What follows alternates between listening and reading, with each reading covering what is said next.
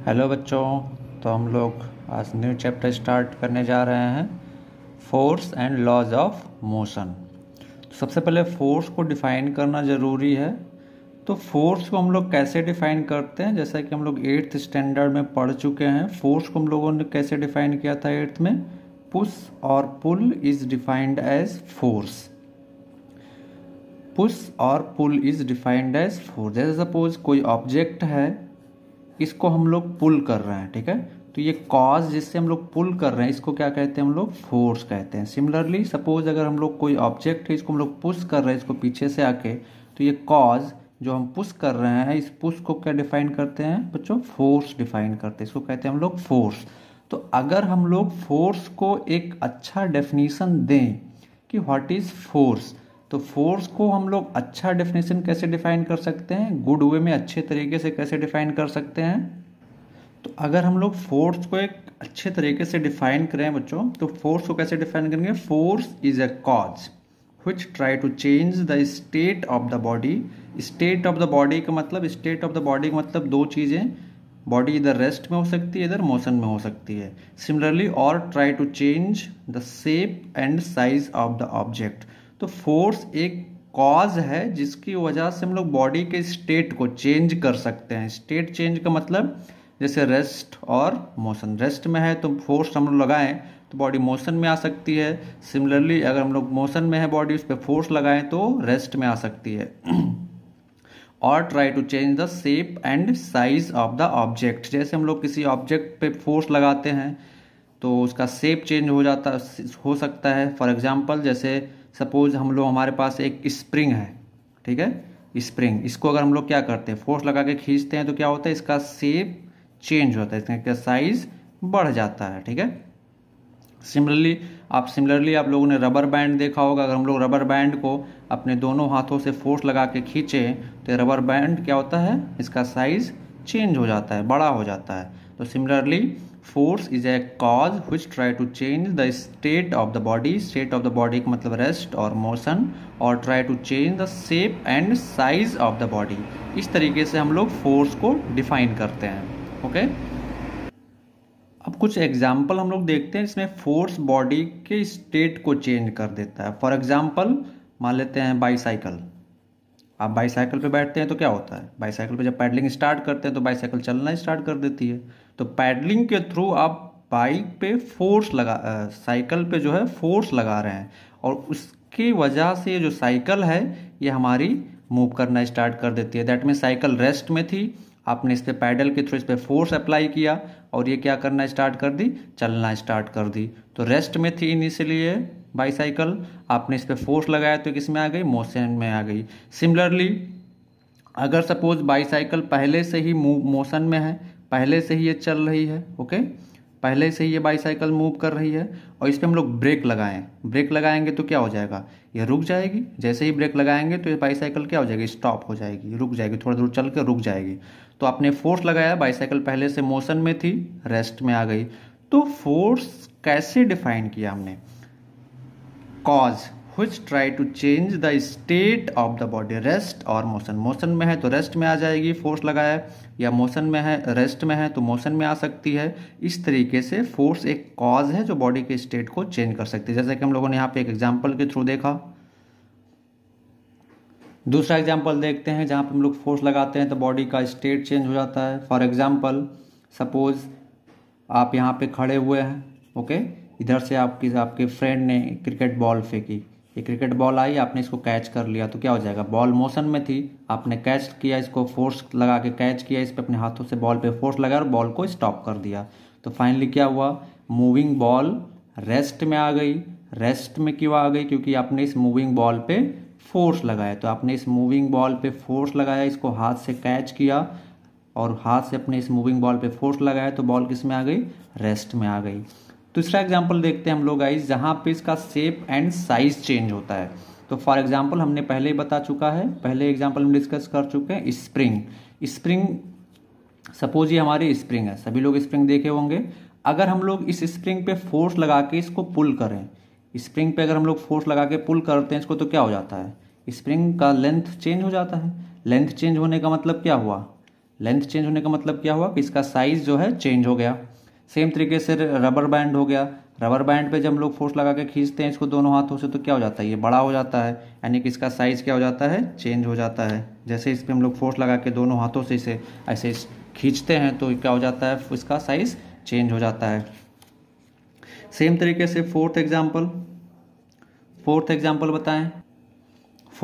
बताएं जहाँ पे हम लोग फोर्स लगाते हैं तो साइज चेंज होता है। सपोज आपके पास एक बॉटल है, प्लास्टिक बॉटल है, हमारे पास एक प्लास्टिक बॉटल है।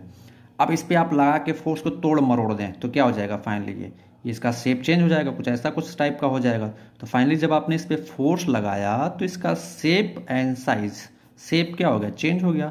तो ये जो कॉज जो आप इस पर अप्लाई कर रहे हैं वो क्या कहलाता है, हमारा फोर्स। सो फोर्स को हम लोग डिफाइन कर सकते हैं, force is an external cause which try to change the state of the body, state of the body का मतलब rest और motion, और try to change shape and size of the body। Okay, so अब हम लोग discuss करते हैं types of force. तो फोर्स बेसिकली बच्चों दो टाइप का होता है। First contact force and second जो हम लोगों को पढ़ना है, second is non contact force.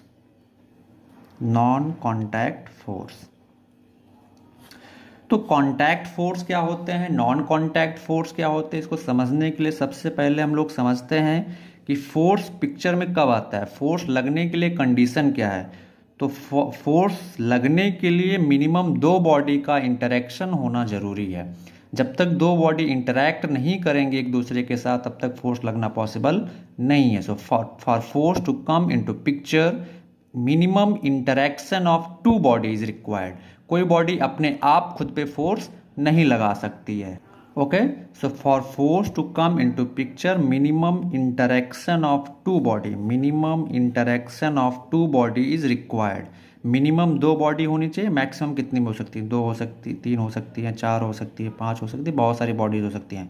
But force लगने के लिए मिनिमम दो बॉडी का होना मस्ट है। सपोज कोई अगर ब्लॉक ऐसे जस्ट टेबल पे रखा हुआ है, तो अब ये ब्लॉक जो है ये खुद पे फोर्स नहीं लगा सकता। इस पे फोर्स लगाने के लिए एक एक्सटर्नल दूसरी बॉडी का होना जरूरी है। अब दूसरी बॉडी क्या हो सकती है, जैसे हम आए, हमने इस पे क्या किया, धक्का लगाना शुरू कर दिया अपने हाथों से, तो एक बॉडी ये हो गया, दूसरा बॉडी हो गया, दोनों बॉडी एक दूसरे के साथ इंटरैक्ट कर रही हैं, तब ये फोर्स लग पा रहा है। तो कहने का मतलब वो ये कि for force to come into picture minimum interaction of two bodies required.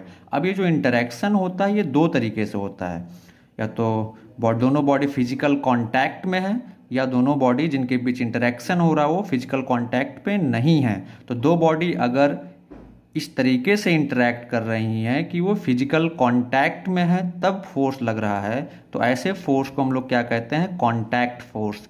और अगर दो बॉडी इस तरीके से इंटरैक्ट कर रही हैं कि उनके बीच फोर्स भी लग रहा है बट वो फिजिकल कांटेक्ट में नहीं है, तो ऐसे फोर्स को हम लोग क्या कहते हैं, नॉन कांटेक्ट फोर्स। तो सबसे पहले हम लोग फर्स्ट काइंड पढ़ते हैं, कांटेक्ट फोर्स क्या होता है। तो डेफिनेशन मैंने यहाँ पे लिख दिया है, when two body interact in such a way that there is a physical contact between them, then force acting between them is known as contact force. Example देखते हैं कांटेक्ट फोर्स के। तो सबसे बेस्ट एग्जाम्पल कांटेक्ट फोर्स का क्या है, पहला muscular force. सभी लोग जानते हैं जो फोर्स हम लोग लगाते हैं, एक अपने हाथ से दूसरे बॉडी पे लगाते हैं, उसको क्या कहते हैं, मस्कुलर फोर्स। सिमिलरली दूसरा एग्जाम्पल है नॉर्मल फोर्स। हम लोग इन सभी फोर्स को एक एक करके डिस्कस करेंगे। तीसरा क्या एग्जाम्पल है, फ्रिक्शन फोर्स। नेक्स्ट एग्जाम्पल क्या है बच्चों, स्प्रिंग फोर्स। फिफ्थ एग्जाम्पल क्या है, बायोंट फोर्स। ओके, सो ये एग्जाम्पल हमने लिखा है कांटेक्ट फोर्स के। पहला एग्जाम्पल मस्कुलर फोर्स, दूसरा एग्जाम्पल नॉर्मल फोर्स, तीसरा example friction force, fourth example spring force, fifth example बायोंट force, and sixth example is tension force. ये सभी फोर्स जो एग्जाम्पल हमने 5 to 6 types of forces discuss किया है, ये सारे फोर्सेस कैसे बच्चों, ये सारे कॉन्टैक्ट फोर्सेस के एग्जाम्पल हैं।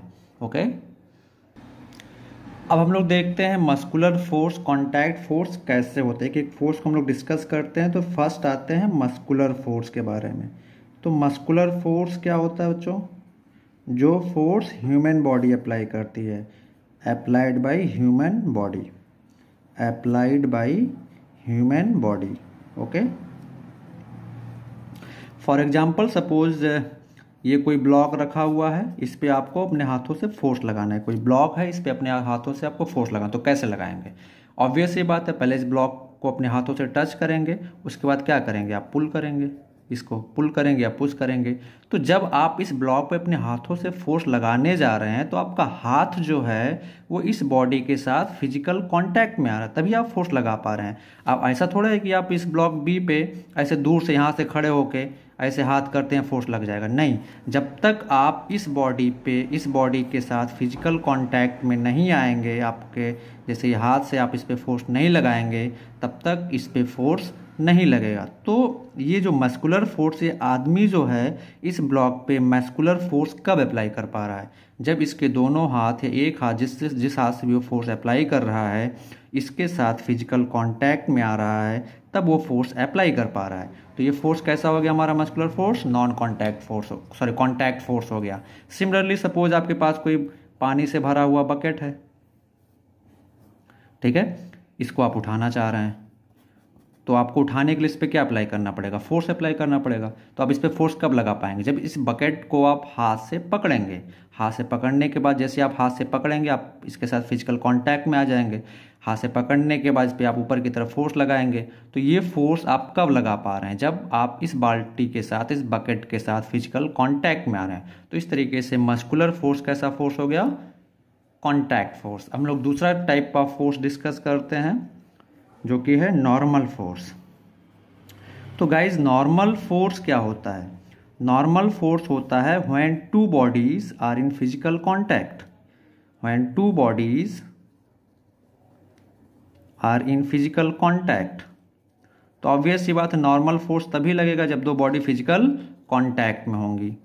तो यहाँ से ऑलरेडी डिफाइंड हो गया कि नॉर्मल फोर्स तभी लगता है जब दो बॉडी कांटेक्ट में। फॉर एग्जांपल सपोज ये ब्लॉक ए, ये ब्लॉक बी के ऊपर जस्ट ऐसे रखा हुआ है। ओके, तो ब्लॉक ए और ब्लॉक बी यहाँ पे दोनों फिजिकल कांटेक्ट में है। तो हो क्या रहा है, अगर हम लोग अलग से फ्री बॉडी डायग्राम बनाएं तो ब्लॉक ए ब्लॉक बी पे ऐसे फोर्स अप्लाई कर रहा है और ब्लॉक बी इन रिटर्न इस पे क्या ऊपर की तरफ फोर्स अप्लाई कर रहा है। तो ये दोनों फोर्सेस कब पिक्चर में आ रहे हैं, जब बॉडी ए बॉडी बी के साथ फिजिकल कांटेक्ट में है, इस तरीके से, तभी ये नॉर्मल फोर्सेस लग रहे हैं। नॉर्मल फोर्स गाइस तभी लगेगा जब दो बॉडीज फिजिकल कांटेक्ट में होंगी। तो आपको ऑलरेडी समझ जाना है कि नॉर्मल फोर्स मतलब फिजिकल कांटेक्ट, बिना फिजिकल कांटेक्ट के नॉर्मल फोर्स पॉसिबल नहीं है। So normal force means physical contact, और जहां पे फिजिकल कांटेक्ट है, फोर्स लग रहा है, तो फोर्स कैसा हो जाएगा, कांटेक्ट फोर्स हो जाएगा। ओके, अब हम लोग फ्रिक्शन फोर्स के बारे में देखते हैं। फ्रिक्शन फोर्स कब लगता है, तो हम लोग 8 में पढ़ चुके हैं कि जब दो बॉडी फिजिकल कांटेक्ट में होती हैं और एक बॉडी दूसरे के ऊपर रिलेटिवली मूव करना चाहती है, जैसे सपोज ये बॉडी ए इस ग्राउंड के साथ या जो भी ये सरफेस है इसके साथ कैसी है, ये फिजिकल कांटेक्ट में है। तो अगर बॉडी ए, ये ब्लॉक ए किसी स्पीड से इसके रेस्पेक्ट में चलना चाहता है तो क्या होगा, इन दोनों के बीच एक फोर्स लगेगा। उस फोर्स को हम लोग क्या कहते हैं, फ्रिक्शन। फॉर डिटेल में ज़्यादा नहीं जाते हैं इसमें, हम लोग एडवांस क्लास में फ्रिक्शन के बारे में डिटेल में पढ़ेंगे। तो जस्ट आप अभी ऐसे समझे कि ये कॉन्टैक्ट फोर्स क्यों हो रहा है, क्योंकि जब बॉडी ए बॉडी बी के साथ फिजिकल कांटेक्ट में है और body A relatively body B पे स्लाइड करना चाह रहा है, मूव करना चाह रहा है, तो बॉडी ए पे भी एक फोर्स लग रहा है और बॉडी बी पे भी एक फोर्स लग रहा है। उस फोर्स को हम लोग क्या कहते हैं, फ्रिक्शन फोर्स। तो फ्रिक्शन फोर्स कब लगा बच्चों, फ्रिक्शन फोर्स तब लगा जब बॉडी ए बॉडी बी के साथ फिजिकल कांटेक्ट में आए। तो इस तरीके से फ्रिक्शन फोर्स कैसा हो जाएगा, कांटेक्ट फोर्स हो जाएगा। नेक्स्ट हम लोग डिस्कस करते हैं स्प्रिंग फोर्स। तो स्प्रिंग फोर्स के बारे में हम लोग पहले भी डिस्कस कर चुके हैं। मान लेते हैं ये स्प्रिंग है, आप इसको आप लोगों को पुल करना है, तो कैसे पुल करेंगे, स्प्रिंग को जब आप पुल करेंगे सपोज फोर्स F लगा के, तो ये आप पे ऊपर इधर की तरफ फोर्स लगाती है kx, जहाँ पे k एक स्प्रिंग कांस्टेंट है और x क्या है, इलॉन्गेशन। जस्ट अब आप अभी इसको समझ लें, x क्या है, स्प्रिंग में इलॉन्गेशन। अभी हम लोगों ने थोड़ी देर पहले देखा था कि जब हम लोग फोर्स लगाते हैं स्प्रिंग पे तो स्प्रिंग का साइज क्या हो जाता है, चेंज हो जाता है। तो ये x क्या है, वो साइज में चेंज, कितना चेंज हो रहा है, कितना लेंथ उसका बढ़ रहा है, कितना घट रहा है। तो स्प्रिंग इस पर फोर्स लगाती है। तो ये स्प्रिंग kx फोर्स कब लगाएगी, जब ये इसके साथ कांटेक्ट में, ये फोर्स लगाने वाला मेंबर इसके साथ कांटेक्ट में है, तो स्प्रिंग फोर्स क्या हो जाएगा हमारा, कांटेक्ट फोर्स हो जाएगा। Similarly next kind of force है, फिफ्थ फोर्स हमारा क्या था, बायोंट फोर्स। बायोंट फोर्स तो बायोंट फोर्स कब लगता है, जैसे मान लेते हैं हमारा स्टोन है, सभी लोग पूल वगैरह में गए होंगे, वहाँ पे देखा होगा कि हम लोगों का वेट काफ़ी हल्का होता है, और मान लेते हैं ये वाटर है, दिस इज वाटर। ओके, इस स्टोन को हमने इस वाटर में डाल दिया। तो जैसे इस स्टोन को हम लोग वाटर में डालेंगे तो क्या होगा, जैसे ही हम लोग स्टोन को इस वाटर में डालेंगे तो वाटर इस पे ऊपर की तरफ फोर्स लगाता है, ऊपर की तरफ अपवर्ड डायरेक्शन में, और इस अपवर्ड फोर्स को हम लोग क्या कहते हैं गाइस, बायोंट फोर्स कहते हैं, बायोंट फोर्स। तो ये बायोंट फोर्स कब लग रहा है, जब ये बॉडी यानी कि ये स्टोन वाटर के साथ कांटेक्ट में आ रहा है तभी लग रहा है। दैट मीन्स बायोंट फोर्स लगने के लिए क्या जरूरी है, बॉडी का लिक्विड के साथ या फ्लूइड के साथ कांटेक्ट में आना जरूरी है। तो बायोंट फोर्स कैसा हो जाएगा हमारा, कांटेक्ट फोर्स हो जाएगा। सो नेक्स्ट हम लोग नॉन कांटेक्ट फोर्स के बारे में पढ़ने वाले हैं। हम लोग पहले कांटेक्ट फोर्स के बारे में डिस्कस कर चुके हैं बच्चों, तो हम लोग अभी नॉन कांटेक्ट फोर्स के बारे में डिस्कस करेंगे। सो नॉन कांटेक्ट फोर्स का मतलब क्या होता है कि जब दो बॉडी के बीच फोर्स लग रहा हो but they are not in physical contact. For example definition मैंने यहाँ पे लिख दी है, हम लोग देख सकते हैं क्या है, when two body interact in such a way that there is no physical contact between them and still force is acting then those type of forces are called non contact force। मतलब body physical contact में नहीं है, एक दूसरे के साथ physical contact में नहीं है, फिर भी दोनों के बीच फोर्स लग रहा है, तो ऐसे केस में हम लोग इस टाइप के फोर्स को क्या कहते हैं, नॉन कांटेक्ट फोर्स।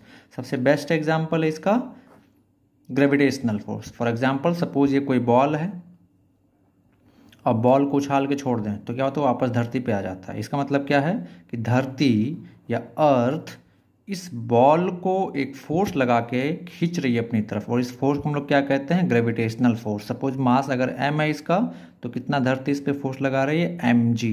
अब अगर हम लोग ध्यान से देखें तो ये बॉल धरती के साथ फिजिकल कांटेक्ट में नहीं है, बट धरती और इस बॉल के बीच फिर भी एक फोर्स लग रहा है, और इस फोर्स को हम लोग क्या कहते हैं, ग्रेविटेशनल फोर्स। तो ग्रेविटेशनल फोर्स लगा दोनों बॉडी के बीच, लेकिन ये दोनों बॉडी फिजिकल कांटेक्ट में नहीं थी, तो इसलिए हम लोग ग्रेविटेशनल फोर्स को क्या बोल देते हैं, नॉन कांटेक्ट फोर्स।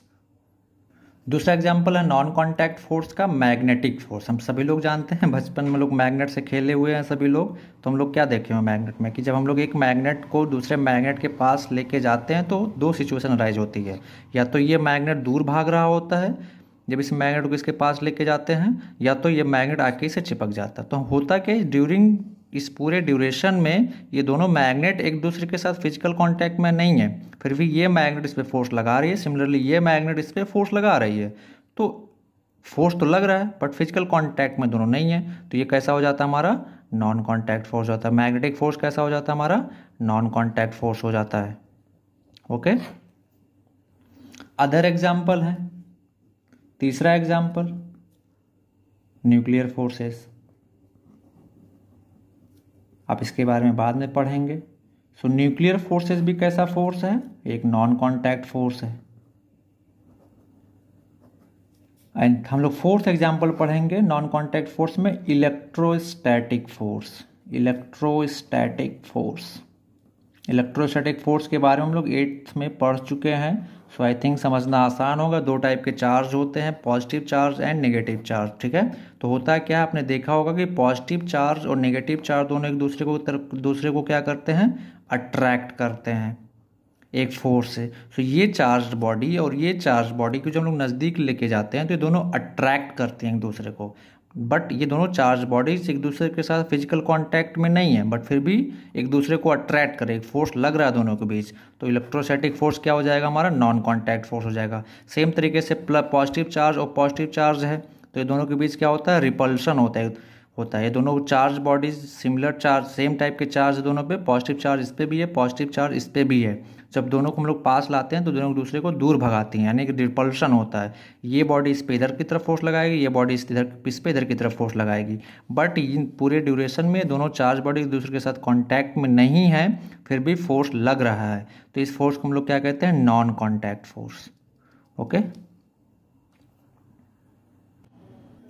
नेक्स्ट हम लोग देखते हैं बच्चों कि बैलेंस्ड एंड अनबैलेंस्ड फोर्स क्या होता है। तो बैलेंस फोर्स सबसे पहले देखते हैं, बैलेंस फोर्स क्या होता है, when two forces equal in magnitude and opposite in direction act on a body, then those pair of forces are known as balanced force. Okay, for example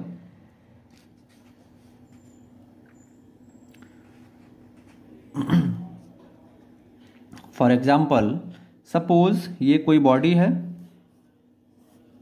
body ए, ठीक है, इस पे इधर से सपोज इस डायरेक्शन में कोई फोर्स लग रहा है 10 न्यूटन का। एक चीज मैं बच्चों भूल गया था, फोर्स जो है, फोर्स का जो यूनिट होता है वो न्यूटन होता है। फोर्स का यूनिट एसआई यूनिट होता है न्यूटन, इसको हम लोग आगे डिस्कस करेंगे वहाँ पे। एंड सीजीएस यूनिट क्या होता है, डायन होता है, डायन, ठीक है। तो आप लोग ये दो चीज़ याद रखनी है, फोर्स का जो यूनिट होता है इसको जिसमें मेजर किया जाता है Newton, SI unit Newton, and CGS unit क्या होता है, डाइन होता है। ओके, सो आप लोगों को याद रखना, हम लोग जब सेकेंड लॉ ऑफ मोशन पढ़ेंगे न्यूटन्स का, तो वहाँ पे हम लोग डिस्कस करेंगे अच्छे से, फोर्स का यूनिट क्या होता है, न्यूटन होता है, सीजीएस होता है, दोनों में रिलेशन क्या, सारी चीज़ हम लोग वहाँ पे डिस्कस करेंगे। ओके, तो बस अभी आप इतना समझते हुए चलें कि फोर्स का SI unit newton, CGS unit dyne. Okay, so मान लेते हैं ये कोई ब्लॉक है, हाँ, और फोर्स कैसी क्वांटिटी है, एक वेक्टर क्वांटिटी है। वेक्टर के बारे में हम लोग पढ़ ही चुके हैं, तो फोर्स कैसी क्वांटिटी है, वेक्टर क्वांटिटी है। ओके, सो मान लेते हैं कोई ये ब्लॉक ए है, इस पे इधर से लगा 10 न्यूटन फोर्स। ओके, और आपका एक फ्रेंड आता है दूसरा, बिल्कुल अपोजिट आपके, इधर से 10 न्यूटन का फोर्स लगा देता है।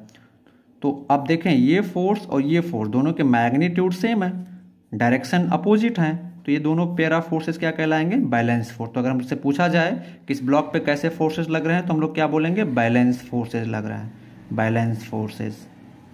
सेम तरीके से सपोज दूसरा एग्जांपल लेते हैं, मान लेते हैं कोई ब्लॉक रखा हुआ है, इस पे इधर से किसी ने लगाया 5 न्यूटन का फोर्स, किसी ने अपोजिट इसके इधर से लगा दिया 5 न्यूटन का फोर्स। तो ध्यान से देखें तो यहाँ पे ये फोर्स और ये फोर्स का मैग्नीट्यूड क्या है, सेम है, डायरेक्शन क्या है, अपोजिट है। तो इस ब्लॉक ए पे कैसा फोर्सेस लग रहा है, बैलेंस फोर्स।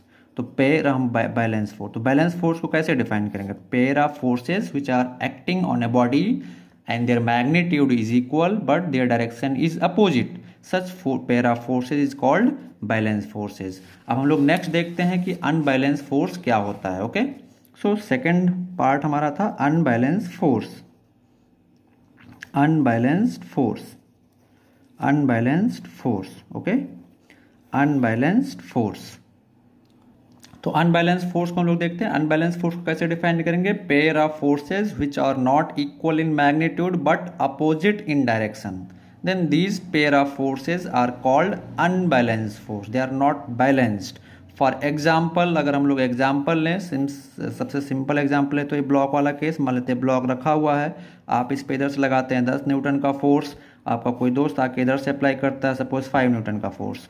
तो ध्यान से देखें, ये दोनों फोर्सेस डायरेक्शन में तो अपोजिट हैं, बट ये 10 मैग्नीट्यूड का फोर्स है और ये 5 मैग्नीट्यूड का फोर्स है, मैग्नीट्यूड में इक्वल नहीं है, ये वाला फोर्स ज़्यादा है, तो ब्लॉक इधर की तरफ चलना स्टार्ट कर देगा। तो ऐसे केस हम लोग क्या कहते हैं कि इस ब्लॉक पे कैसे फोर्स लग रहे हैं, अनबैलेंस्ड फोर्स लग रहे हैं। कैसे फोर्स लग रहे हैं, अनबैलेंस्ड फोर्सेस लग रहे हैं। अब मैं एक क्वेश्चन देता हूँ, आप लोगों को बताना है उसमें कि कौन से एग्जाम्पल में, कौन से क्वेश्चन में बैलेंस फोर्स लग रहा है, कौन से क्वेश्चन में अनबैलेंस फोर्स लग रहा है।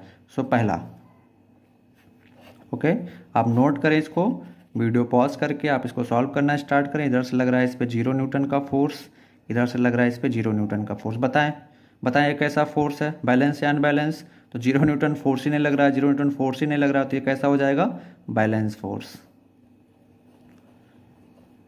ओके, दूसरा एग्जाम्पल अगर हम लोग कंसीडर करें, जल्दी से बताएं। 100 न्यूटन इधर से लग रहा है, 1 न्यूटन इधर से लग रहा है, तो क्या हो जाएगा 100 न्यूटन 1 न्यूटन। मैग्नीट्यूड दोनों के सेम नहीं है बट डायरेक्शन अपोजिट है, तो इस ब्लॉक पे कैसा फोर्स लग रहा है, अनबैलेंस फोर्स लग रहा है, अनबैलेंस फोर्स लग रहा है। काफ़ी ईजी है। तो हम लोग न्यू कॉन्सेप्ट पढ़ते हैं बच्चा, न्यू टॉपिक पढ़ते हैं। मोमेंटम क्या होता है, मोमेंटम ऑफ ए बॉडी, बहुत इंपॉर्टेंट कॉन्सेप्ट है, न्यूटन सेकंड लॉ इसी पे बेस्ड है। तो सबसे पहले इसको अच्छे से समझते हैं, हम लोग चलते हैं कि मोमेंटम क्या है। So momentum of a body is defined as product of mass and velocity. Momentum, मैं फिर से रिपीट कर रहा हूँ, momentum of a body is defined as product of mass and velocity. Mass and velocity के product को हम लोग क्या कहते हैं, momentum. So momentum P is equal to mass times velocity. अब ध्यान से देखें यहाँ पे, तो मास कैसी क्वांटिटी, हम लोग वेक्टर क्लास में पढ़ चुके हैं कि मास कैसी क्वांटिटी है, कि स्केलर क्वांटिटी है।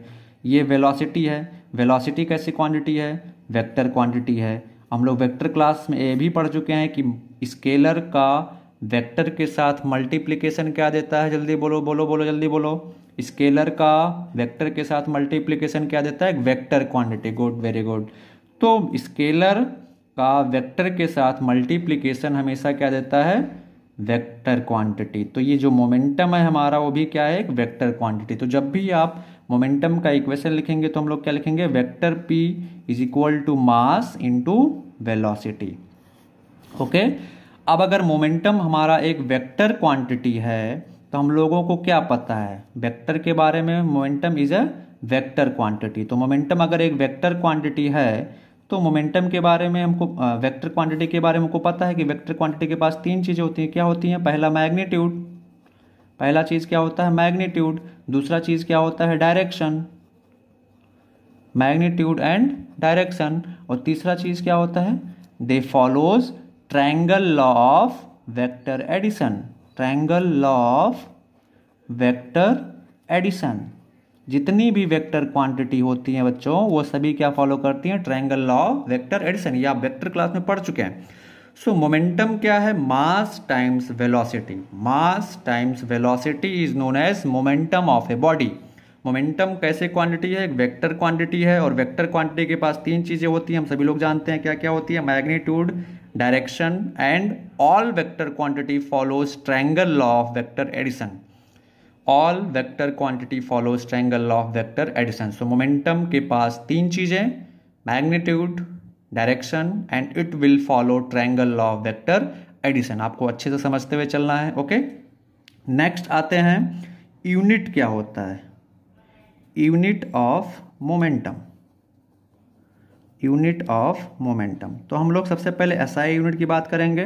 तो एसआई यूनिट की अगर हम लोग बात करें, एसआई यूनिट, तो एसआई यूनिट क्या हो जाएगा,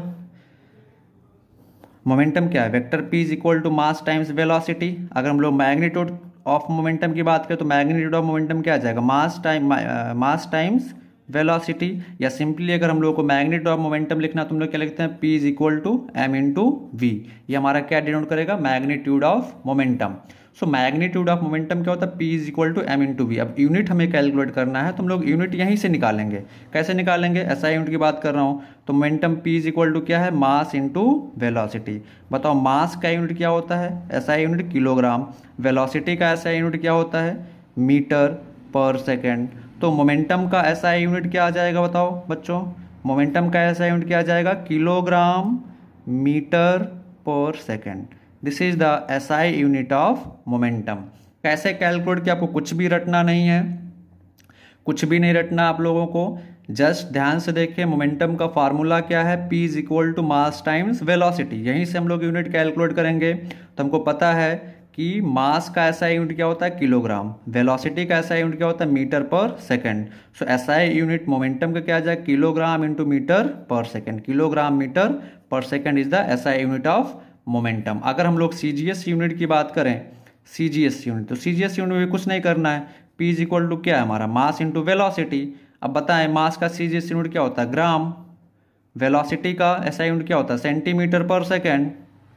सो मोमेंटम का सीजीएस यूनिट क्या आ जाएगा, मोमेंटम का सीजीएस यूनिट क्या आ जाएगा, ग्राम सेंटीमीटर पर सेकेंड। काफ़ी इजी है। सो मोमेंटम कैसे हमने सीजीएस यूनिट कैलकुलेट किया, momentum P is equal to क्या, मास टाइम्स वेलोसिटी। मास का सीजीएस यूनिट ग्राम, वेलोसिटी का CGS unit centimetre per second. So what will be the CGS unit of momentum, CGS unit of momentum will be gram into centimetre per second. सो अब हम लोग कुछ question solve करेंगे momentum पे, ठीक है। ओके, सो कुछ क्वेश्चंस देखते हैं, कुछ क्वेश्चन सॉल्व कर लेते हैं। सपोज ये एक बॉल है, इसका मास दिया हुआ 5 kg, it is moving with velocity 10 metre per second. हमको इसके मैग्नीट्यूड ऑफ मोमेंटम कैलकुलेट करना है। तो मैग्नीट्यूड ऑफ मोमेंटम क्या है, मास इंटू वेलोसिटी। मास कितना है 5 इंटू 10, तो मोमेंटम कितना आ जाएगा इसका 50 किलोग्राम मीटर पर सेकेंड। सो हम लोग नेक्स्ट क्वेश्चन सॉल्व करते हैं। क्वेश्चन क्या कह रहा है, body of mass 10 kg is moving towards north with speed 20 metre per second. Calculate magnitude of momentum. Okay, so यहाँ पे बच्चों क्या पूछा है, magnitude of momentum. So magnitude of momentum पूछा हुआ है। सो हमको जो डायरेक्शन दिया हुआ वेलोसिटी का नॉर्थ की तरफ, उससे कोई मतलब नहीं है। ओके, नॉर्थ की तरफ जा रहा है उससे कोई मतलब नहीं, को सिर्फ मैग्नीट्यूड कैलकुलेट करना है। तो magnitude of momentum P is equal to क्या होता है, मास इंटू वेलोसिटी। मास कितना है 10, वेलोसिटी कितना है 20, तो कितना आ जाएगा 200। यूनिट क्या आ जाएगा, किलोग्राम मीटर पर सेकेंड। तो इस तरीके से हम लोग क्या कैलकुलेट करते हैं, मैग्नीट्यूड ऑफ मोमेंटम। सो हम लोग नेक्स्ट क्वेश्चन पे जंप करते हैं। नेक्स्ट क्वेश्चन क्या कह रहा है, body starts from rest and accelerate with uniform acceleration of 5 meter per second square. Calculate momentum of the body at t is equal to 2 second. Mass body का दिया हुआ 5 kg। ओके, सो सिंपल, काफ़ी simple question है। Momentum P हम लोग कैसे define करेंगे, मास into velocity. अब यहाँ पे अगर हम लोग ध्यान से देखें तो मास तो 5 kg दिया हुआ, वेलोसिटी नहीं पता हम लोगों को। तो हमको कब बोला है, t is equal to 2 second पे मोमेंटम। तो अगर t is equal to 2 second पे हमको वेलोसिटी पता चल जाए तो मोमेंटम कैलकुलेट कर लेंगे। तो कैसे कैलकुलेट करेंगे वेलोसिटी, क्या कह रहा है क्वेश्चन में, body starts from rest and accelerate with uniform acceleration of 5 metre per second square. तो आप लोग फर्स्ट चैप्टर में पढ़ चुके हैं, मोशन वाले चैप्टर में, कि फर्स्ट इक्वेशन क्या है मोशन का, v is equal to u plus at। अब बॉडी रेस्ट से स्टार्ट हो रही है तो इनिशियल स्पीड क्या होगा, यहाँ पे इनिशियल स्पीड क्या हो जाएगा 0, प्लस एक्सीलरेशन क्या है 5, टाइम कितना है 2 सेकेंड। तो 2 सेकेंड बाद उसका वेलोसिटी कितना आ जाएगा 10 मीटर पर सेकेंड। तो हम लोगों ने वेलोसिटी कैलकुलेट कर लिया। अब उसका वैल्यू यहाँ पे रख दें तो मोमेंटम पता चल जाएगा, 5 इंटू वेलोसिटी कितना है 10, तो मोमेंटम कितना आ जाएगा 50 kg metre per second square. This is metre per second, this is the answer. Okay, so next topic हम लोगों को पढ़ना है चेंज इन मोमेंटम। तो चेंज इन मोमेंटम का मतलब क्या होता है, आप लोगों ने चेंज इन वेलोसिटी पढ़ा है, फर्स्ट चैप्टर में क्या पढ़ा है, change in velocity, change in speed, सारी चीज़ें पढ़ा हुआ है, ठीक है। तो सेम तरीके से मोमेंटम के चेंज इन मोमेंटम के बारे में हम लोगों को पढ़ना है। तो चेंज इन मोमेंटम क्या होता है देखते हैं। So change in momentum delta P vector is equal to final momentum minus initial momentum. Final momentum minus initial momentum, आप लोगों को ये चीज़ याद रखना है। Change in momentum delta vector P is equal to final momentum minus initial momentum, जहाँ पे डेल्टा P क्या है, change in momentum, change in momentum. Okay, PF क्या है, final momentum of the body, final momentum of the body, final momentum of body. PI क्या है, initial momentum of the body, initial momentum of the body. Okay, so change in momentum को कैसे define करेंगे, delta P is equal to final momentum minus initial momentum. Okay, अब यहाँ पे ध्यान से देखें तो अगर हम लोग यहाँ पे डेल्टा P भी क्या है, यहाँ पे बच्चों में बहुत सारा कंफ्यूजन होता है कि चेंज इन मोमेंटम का यूनिट ही गलत लिख के चले आते हैं एग्जाम में। मोमेंटम की यूनिट उन लोगों को पता होती है लेकिन चेंज इन मोमेंटम की यूनिट नहीं लिख पाते हैं। तो चेंज इन मोमेंटम की जो यूनिट है बच्चा, चेंज इन मोमेंटम की जो यूनिट है वही है जो मोमेंटम की है। सो मोमेंटम की यूनिट क्या थी? Kilogram metre per second, SI unit थी। ओके, तो चेंज इन मोमेंटम का भी एसआई यूनिट क्या हो जाएगा? Kilogram metre per second. CGS unit क्या हो जाएगा? ग्राम सेंटीमीटर पर सेकंड। तो चेंज इन मोमेंटम में आपको ध्यान रखना है भी एक मोमेंटम ही है, बट मोमेंटम में चेंज कितना हो रहा है ये चीज़ हम लोग डिफाइन करें चेंज इन मोमेंटम से। तो इसका यूनिट अलग नहीं होगा, जो यूनिट मोमेंटम का वही इस चेंज इन मोमेंटम का भी होगा। सो चेंज इन मोमेंटम का यूनिट क्या जाएगा? Kilogram metre per second. CGS unit क्या हो जाएगा? ग्राम सेंटीमीटर पर सेकंड। ये हमारा है एसआई यूनिट और ये हमारा है सीजीएस यूनिट। अब हमने बताया था कि मोमेंटम को चेंज कैसे किया जा सकता है। How to change momentum of a body, how to change momentum of a body, how to change momentum of a body. किसी बॉडी के मोमेंटम को हम लोग कैसे चेंज कर सकते हैं ये हम लोगों को पढ़ना है। सो मोमेंटम कैसी क्वांटिटी आप लोग बताएं, जल्दी बोलो। मोमेंटम कैसी क्वांटिटी है? Vector quantity. Good, very good, vector quantity. अब बोलो वेक्टर के पास क्या क्या चीज़ें होती हैं? डेफिनेटली अगर कोई चीज़ वेक्टर है, ट्रायंगल लॉ को भूल जाए तो उसके पास क्या क्या होगा? पहला मैग्नीट्यूड होगा, मैग्नीट्यूड होगा। दूसरा क्या होगा? डेफिनेटली डायरेक्शन भी होगा उसके पास।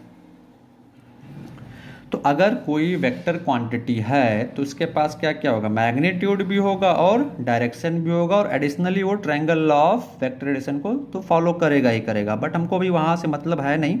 तो मैं सिर्फ इतना बता रहा हूँ कि मोमेंटम एक वेक्टर क्वांटिटी है और वेक्टर क्वांटिटी के पास डेफिनेटली क्या क्या होता है? मैग्नीट्यूड होता है, डायरेक्शन होता है। तो मोमेंटम को हम लोग कैसे चेंज कर सकते हैं?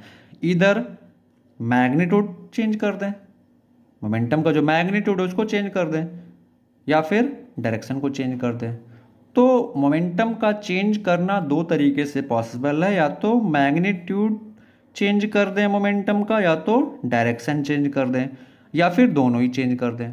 तो टोटल तीन तरीके से चेंज किया जा सकता है। पहला by changing magnitude, by changing direction, तीसरा बाय चेंजिंग बोथ। ओके, अब मैग्नीट्यूड किस पे डिपेंड करता है? मास एंड वेलोसिटी। तो मैग्नीट्यूड को हम लोग कैसे चेंज कर सकते हैं? तो मास चेंज कर दे, तो वेलोसिटी चेंज कर दे। तो हम लोग अभी जो पढ़ने वाले उसमें मास चेंज नहीं होता बच्चा, तो क्या चेंज हो जाएगा? Magnitude of velocity. तो मैग्नीट्यूड को हम लोग कैसे चेंज कर सकते हैं? वेलोसिटी को चेंज करके। वेलोसिटी अगर चेंज हो जा रहा है, उसका मैग्नीट्यूड चेंज हो रहा है, तो मोमेंटम का मैग्नीट्यूड क्या हो जाएगा? चेंज हो जाएगा। मास चेंज नहीं करेगा। यहाँ पे अभी तक अभी जो भी हम लोग पढ़ेंगे इस स्टैंडर्ड तक बोर्ड क्लास में, उसमें मास चेंज नहीं करेगा। ओके, तो आप लोगों की चीज़ ध्यान रखना है कि मास नहीं चेंज हो रहा है। अगर मैग्नीट्यूड मोमेंटम का चेंज हो रहा है तो क्या चेंज हो रहा है? वेलोसिटी के मैग्नीट्यूड चेंज होने की वजह से। दूसरा तरीका है या तो डायरेक्शन चेंज कर दें। डायरेक्शन अगर हम लोग चेंज करते हैं तो भी मोमेंटम चेंज हो जाएगा, या तो हम लोग मैग्नीट्यूड और डायरेक्शन दोनों ही चेंज कर दे, तब भी मोमेंटम क्या हो जाएगा? चेंज हो जाएगा। तो ये मोमेंटम चेंज करने का तरीका था, हम लोग कैसे मोमेंटम को चेंज कर सकते हैं। फॉर एग्जाम्पल, सपोज मैं बोलूं ये बॉडी जो है इधर की तरफ जा रही है 10 मीटर पर सेकंड के स्पीड से, 5 kg इसका मास है। तो बताएं इसका मोमेंटम कितना आ जाएगा? अगर मैं इसका इनिशियल मोमेंटम की बात करूं तो कितना आ जाएगा? Magnitude mass times velocity, 5 × 10 = 50। But ये बॉडी ऐसे जा रही थी, थोड़ी देर बाद ये जो है इधर की तरफ मूव करने लगी with same velocity, same speed, 10 metre per second, mass भी वही है सेम। तो हम लोग फाइनल मोमेंटम कैलकुलेट करेंगे तो मैग्नीट्यूड तो क्या आ जाएगा? मास टाइम्स वेलोसिटी, 5 × 10 कितना आ जाएगा? 50। तो अगर हम लोग यहाँ से ध्यान से देखें तो यहाँ पे इनिशियल मैग्नीट्यूड का मोमेंटम का मैग्नीट्यूड कितना है? 50। फाइनल मोमेंटम का मैग्नीट्यूड कितना है? 50। तो मैग्नीट्यूड ऑफ मोमेंटम नहीं चेंज हुआ है, बट क्या चेंज हुआ है? डायरेक्शन। यहाँ पे 50 kg मीटर पर सेकंड का मोमेंटम इस बॉडी में था, किधर की तरफ? Towards north. यहाँ पे 50 kg मीटर पर सेकंड का मोमेंटम है बॉडी में, किधर की तरफ? Towards south. तो ये डायरेक्शन सेम नहीं है, इसलिए यहाँ पे मोमेंटम अगर हम लोग एज ए होल बोले तो मोमेंटम ऑफ द बॉडी क्या हुआ है? चेंज हुआ है। यानी कि यहाँ पे मोमेंटम, चेंज इन मोमेंटम अगर हमें लिखना होगा तो क्या लिखेंगे? Final momentum minus initial momentum. यहाँ पे डायरेक्शन चेंज हुआ है, इसलिए मोमेंटम चेंज हुआ है। मैग्नीट्यूड यहाँ पे भी 50 है, मैग्नीट्यूड ऑफ मोमेंटम यहाँ पे भी 50 है, तो मैग्नीट्यूड नहीं चेंज हुआ है, क्या चेंज हुआ है? डायरेक्शन। और हमने यहाँ पे बताया हुआ है कि अगर इन दोनों में से कुछ भी चेंज हो रहा है तो मोमेंटम क्या हो रहा है? चेंज हो रहा है। तो यहाँ पे initial momentum and final momentum दोनों सेम। अगर हम लोग सिंपली बात करें तो initial momentum is not equal to final momentum, but क्या इक्वल है? अगर इनिशियल मोमेंटम फाइनल मोमेंटम के इक्वल नहीं है तो क्या इक्वल? अगर इनिशियल मोमेंटम फाइनल मोमेंटम के इक्वल नहीं है तो क्या इक्वल है? दोनों के मैग्नीट्यूड इक्वल है। तो हम लोग क्या लिखेंगे? Magnitude of initial momentum is equal to magnitude of final momentum. दोनों के ये स्टेटमेंट क्या हमारा ट्रू है इस पर्टिकुलर क्वेश्चन में, यहाँ पे जो हम लोगों ने डिस्कस किया। लेकिन मैं अगर इसको ऐसे लिखता हूं कि initial momentum is equal to final momentum, तो ये स्टेटमेंट हमारा क्या है? फॉल्स हुआ है। फॉल्स है क्यों? क्योंकि दोनों के मैग्नीट्यूड तो सेम है लेकिन डायरेक्शन तो सेम नहीं है ना। तो डायरेक्शन सेम नहीं है तो मोमेंटम कैसे सेम हो जाएगा? मोमेंटम सेम होने के लिए क्या जरूरी है?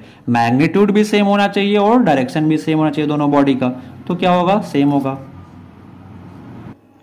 गाइज नेक्स्ट एग्जांपल लेते हैं। तो मान लेते हैं ये एक बॉडी है या बॉल है, जो भी है, मास 2 kg।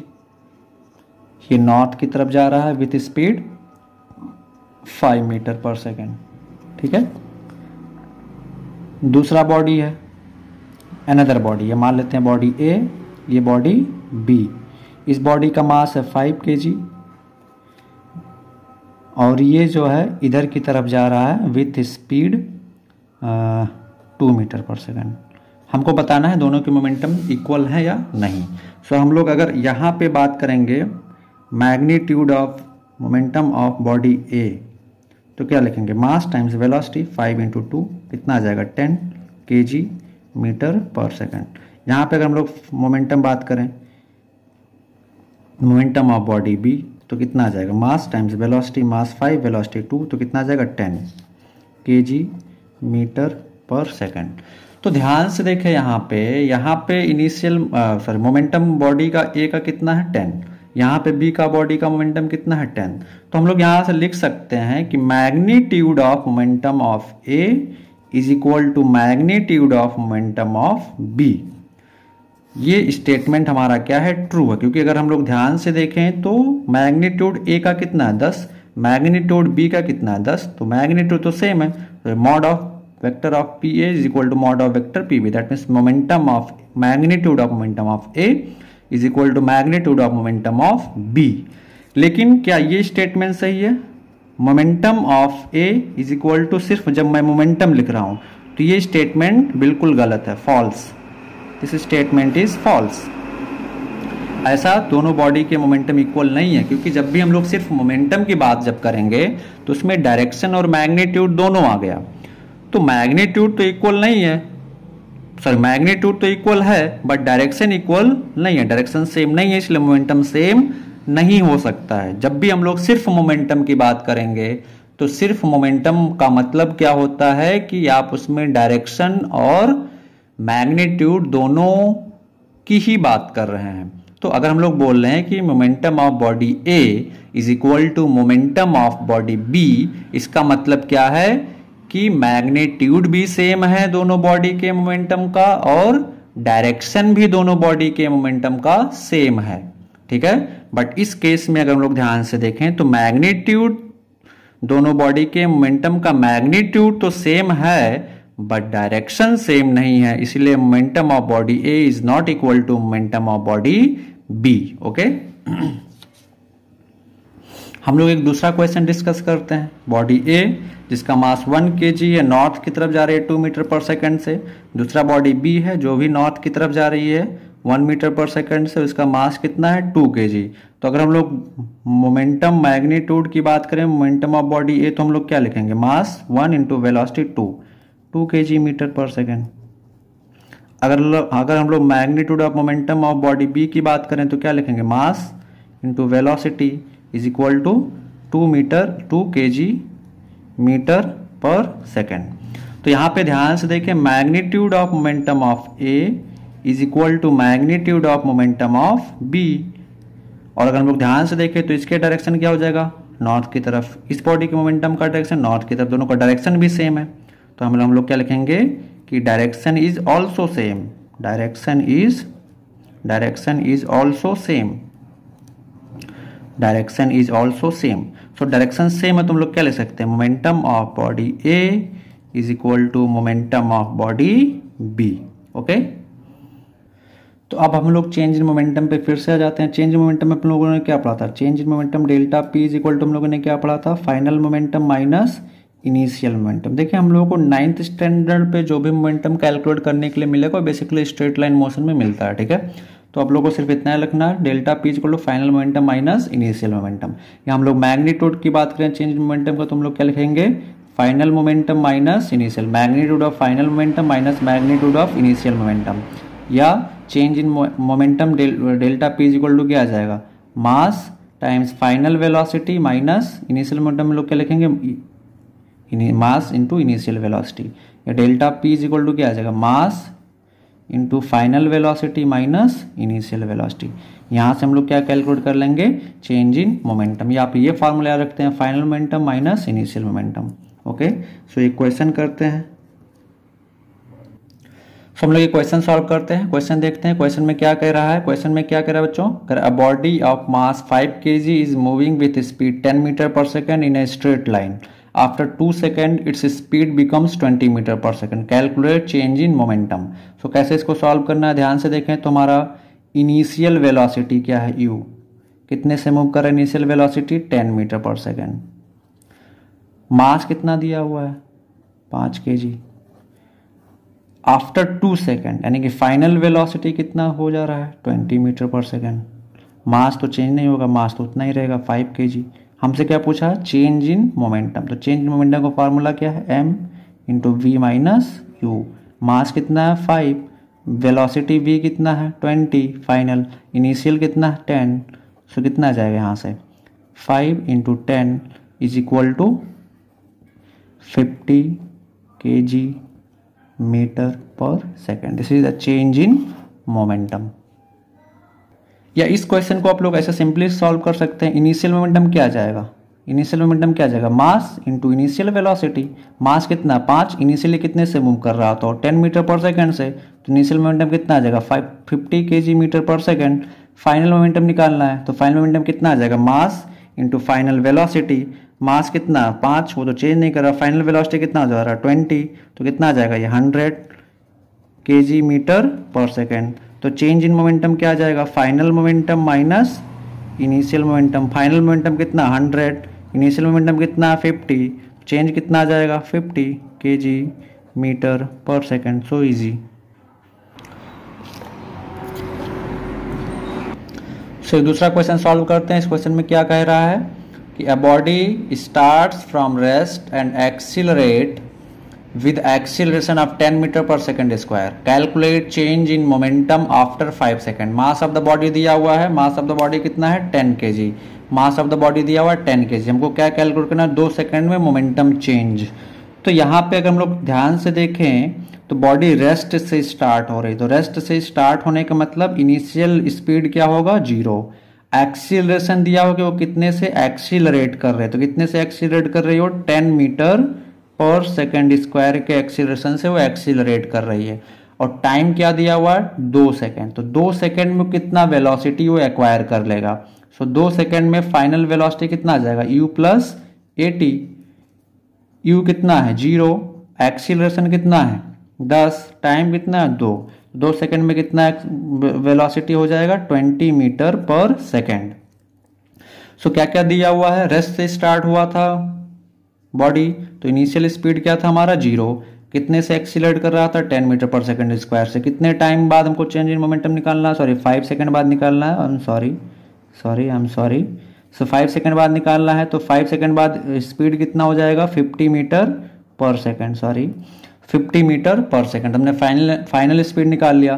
तो अब बताएं इनिशियल मोमेंटम क्या आ जाएगा, इनिशियल मोमेंटम कितना आ जाएगा, मास कितना 10 इंटू इनिशियल वेलोसिटी कितना था 0, तो कितना आ जाएगा 0। फाइनल मोमेंटम कितना आ जाएगा 2 सेकंड बाद, फाइनल मोमेंटम कितना है मास टाइम्स वेलोसिटी, तो 2 सेकंड बाद वेलोसिटी कितना आ जा रहा है 50, तो फाइनल मोमेंटम कितना आ जाएगा 500 kg मीटर पर सेकेंड, तो चेंज इन मोमेंटम कितना आ जाएगा delta P, final momentum minus initial momentum. Final momentum कितना है 500, इनिशियल कितना है 0, तो ये कितना आ जाएगा finally answer 500 kg metre per second. Okay, या आप फार्मूले से करना चाहते हैं तो फार्मूले से कर लें। फार्मूला क्या था, mass into final velocity minus initial velocity. Mass कितना है 10, फाइनल वेलोसिटी हम लोग निकाल चुके हैं कितना 50, माइनस इनिशियल वेलोसिटी कितना है 0, तो कितना आ जाएगा 10 इंटू 50 इज इक्वल टू कितना आ जाएगा 500 kg metre per second. Okay, thank you guys. एक दूसरा क्वेश्चन सॉल्व करते हैं हम लोग। तो इस क्वेश्चन में क्या कह रहा है कि a body is moving with speed 10 metre per second, after 5 second its velocity becomes 20 metre per second. If mass of the body is 20 kg then calculate first acceleration, second initial momentum, third final momentum and fourth change in momentum. So इसको हम लोग calculate करते हैं। पहला part क्या कह रहा है, पहला पार्ट क्या कह रहा है कैलकुलेट करने के लिए बच्चों, पहला पार्ट हमको एक्सीलरेशन कैलकुलेट करना है। तो एक्सीलरेशन कैसे कैलकुलेट करेंगे, अगर हम लोग ध्यान से देखें तो बॉडी इनिशियली कितने से मूव करे थे 10 मीटर पर सेकेंड से, तो इनिशियल स्पीड कितना दिया हुआ 10 मीटर पर सेकेंड। और क्या दिया हुआ आफ्टर 5 सेकेंड कि t is equal to 5 second, after 5 second कि t is equal to 5 second बाद इसका वेलोसिटी कितना हो जा रहा है 20 मीटर पर सेकेंड हो जा रहा है। तो t is equal to 5 second यानी 5 सेकेंड बाद वेलोसिटी कितना हो जा रहा है 20 मीटर पर सेकेंड। तो हमको एक्सीलरेशन कैलकुलेट करना, तो हम लोग ये इक्वेशन अप्लाई कर देते हैं, v is equal to u plus A T. v final speed कितना हो जा रहा है 20, इनिशियल कितना है 10, एक्सीलरेशन निकालना है, टाइम कितना है 5। तो यहाँ से एक्सीलरेशन इज इक्वल टू कितना आ जाएगा 20 minus 10 by 5 is equal to 2 metre per second square. पहला पार्ट हो गया। दूसरा पार्ट क्या निकालना था हम लोगों को, दूसरा पार्ट हम लोगों को क्या निकालना था इनिशियल मोमेंटम। सो दूसरा part initial momentum, initial momentum क्या आ जाएगा mass into initial velocity. Mass कितना था 20 kg, इनिशियल वेलोसिटी कितना था 10 मीटर पर सेकेंड, तो इनिशियल मोमेंटम कितना आ जाएगा 200 kg metre per second. Okay, तीसरा पार्ट क्या निकालना था final momentum. So final momentum क्या आ जाएगा mass times final velocity. Mass कितना है 20 kg, फाइनल वेलोसिटी कितना है 20, तो फाइनल मोमेंटम कितना आ जाएगा 400 kg metre per second. And fourth part क्या निकालना था हम लोगों को change in momentum.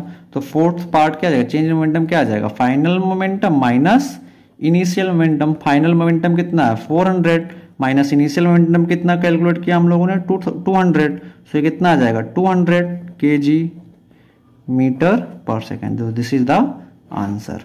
Okay okay, next class में हम लोग पढ़ेंगे graphical representation of momentum. Okay.